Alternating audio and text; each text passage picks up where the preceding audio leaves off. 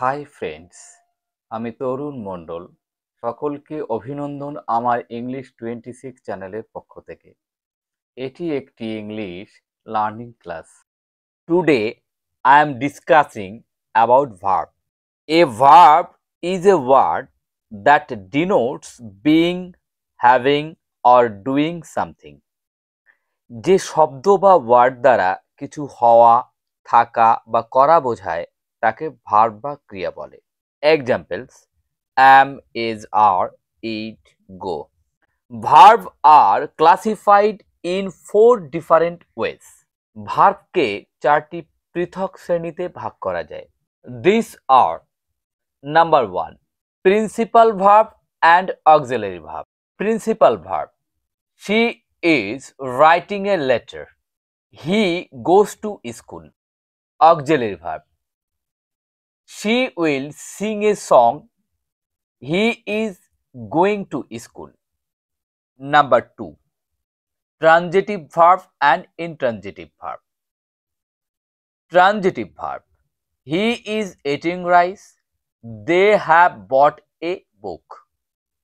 Intransitive verb: the birds are flying.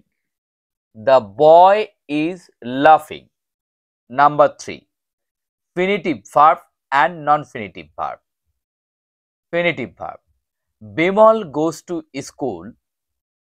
He attended 3 meetings.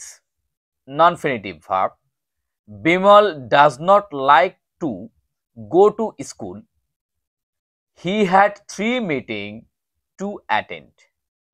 Number 4, state verb and event verb. State verb: the rose smells sweet. I have a brother. Event verb: I bought an orange from the market.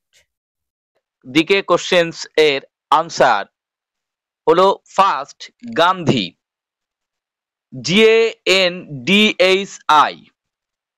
এর full form হচ্ছে green action for national Dandi heritage initiative.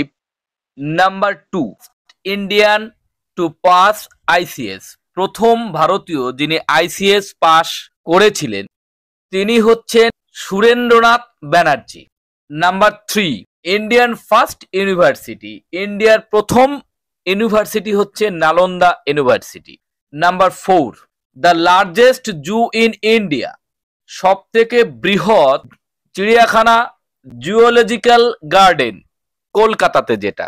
Last question, the largest museum, সব থেকে বৃহৎ museum, Indian museum, যেটা কলকাতাতেই আছে।